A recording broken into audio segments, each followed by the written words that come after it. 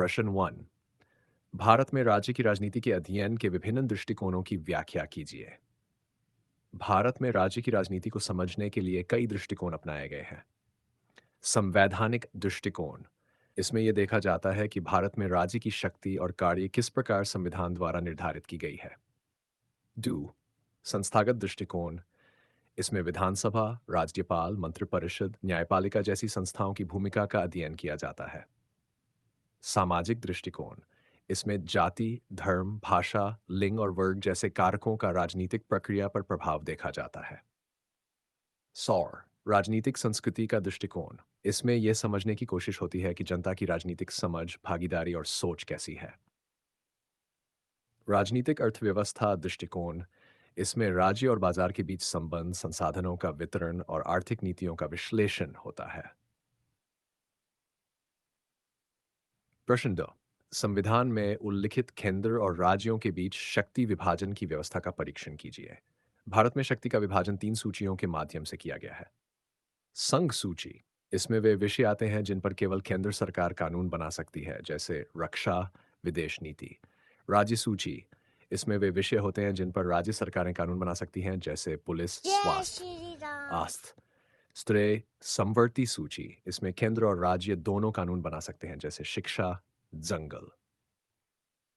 संविधान अनुच्छेद 230 में इसका उल्लेख है। राष्ट्रपति अनुच्छेद 326 के तहत आपातकाल घोषित कर सकता है, जिससे केंद्र को ज्यादा शक्ति मिलती है। संविधान भारत को एक संघीय प्रणाली देता है, लेकिन यह एक सशक्त संघवाद है। प्रश्न, केंद्र तथा राज्यों के बीच वित्तीय संबंधों में हाल के रुझानों पर चर्चा कीजिए। केंद्र और राज्यों के बीच करों का वितरण वित्त आयोग तय करता है। हाल ही में 5वें वित्त आयोग ने राज्यों को ज्यादा हिस्सा देने की सिफारिश की।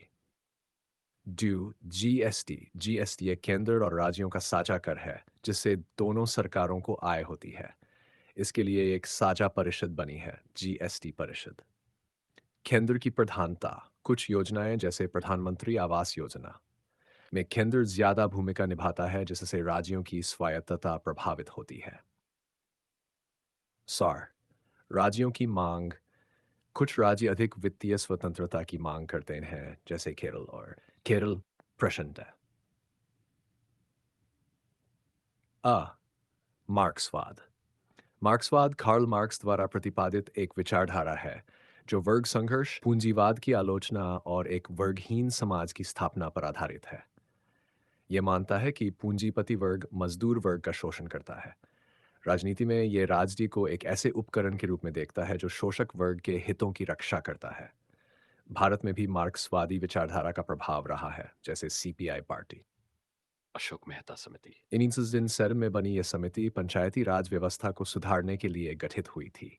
इसने द्विस्तरीय पंचायती राज प्रणाली की सिफारिश की, जिला पंचायत और मंडल पंचायत। इसने यह भी कहा कि पंचायतों को अधिक अधिकार दिए जाएं, महिलाओं और कमजोर वर्गों की भागीदारी बढ़ाई जाए। प्रश्न 5। भारत की चुनावी राजनीति के मुख्य मुद्दों पर चर्चा कीजिए। अन जाति और धर्म, चुनावों में जाति और धर्म एक प्रमुख भूमिका निभाते हैं। डू पैसा और बाहुबल, कई जगहों पर चुनावों में पैसे और हिंसा का उपयोग होता है। विकास और कल्याण योजनाएं, कुछ नेता विकास के मुद्दे पर वोट मांगते हैं, जैसे सड़क, बिजली, शिक्षा। सौर दल बदल और गठबंधन, चुनावों के बाद कई बार पार्टियां गठबंधन बदलती हैं, जो अस्थिरता को जन्म देती हैं। जय चुनावी श्री सुधारों की राम। आवश्यकता, पारदर्शिता, खर्च की सीमा और ईवीएम की सुरक्षा जैसे मुद्दे लगातार उठते रहते हैं। प्रश्न 6, एक दलीय प्रभुत्व प्रणाली पर अपना विचार व्यक्त कीजिए। परिभाषा, जब किसी एक राजनीतिक दल का लंबे समय तक शासन बना रहता है और वह चुनाव दर चुनाव जीता है, तो उसे एक दलीय प्रभुत्व प्रणाली कहते हैं। भारत में उदाहरण, स्वतंत्रता के बाद कई वर्षों तक कांग्रेस का प्रभुत्व रहा। राज्यों में भी, जैसे पश्चिम बंगाल में सीपीआई एम का और गुजरात में भाजपा का लंबे समय तक वर्चस्व रहा। श्री लाभ, राजनीतिक स्थिरता रहती है, नीति निर्माण में निरंतरता होती है। स्वर हानि, विपक्ष कमजोर हो जाता है, भ्रष्टाचार और निरंकुशता बढ़ सकती है।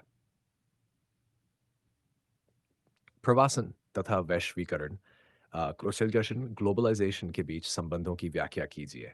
जब लोग एक स्थान से दूसरे स्थान पर आजीविका, शिक्षा या सुरक्षा के लिए जाते हैं। 2 वैश्वीकरण जब दुनिया के देश आर्थिक, सांस्कृतिक और राजनीतिक रूप से एक दूसरे से जुड़ते हैं। 3 संबंध वैश्वीकरण ने रोजगार के नए अवसर पैदा किए जिससे अंतर्राष्ट्रीय प्रवासन बढ़ा। बहुराष्ट्रीय कंपनियों ने लोगों को विदेशी देशों में जाने के लिए प्रेरित किया। प्रवासन से देशों के बीच सांस्कृतिक और आर्थिक संबंध मजबूत हुए हैं। प्रभाव विकसित देशों को कुशल श्रमिक मिलते हैं। विकासशील देशों को रेमिटेंस विदेशी मुद्रा मिलती है। प्रश्नार्थ संयुक्त टिप्पणी प्रत्येक ड्यूसर शब्दों में द चिपको आंदोलन। यह एक पर्यावरण आंदोलन था जो 1783 में उत्तराखंड उत्तर प्रदेश में शुरू हुआ। ग्रामीणों विशेषकर महिलाओं ने पेड़ों को काटने से बचाने के लिए पेड़ों से चिपककर विरोध किया। यह आंदोलन पर्यावरण संरक्षण और जन भागीदारी का प्रतीक बना। इसका नेतृत्व सुंदरलाल बहुगुणा ने किया। यह पंजाब का एक प्रमुख राजनीतिक दल है जो मुख्यतः सिख समुदाय के हितों का प्रतिनिधित्व करता है। इसकी स्थापना माइनाय डीसमैन में गुरुद्वारा सुधार आंदोलन के समय हुई थी। यह पार्टी धर्म और राजनीति दोनों क्षेत्रों में सक्रिय रही है और पंजाब की राजनीति में इसका महत्वपूर्ण स्थान है। यदि आप इनमें से किसी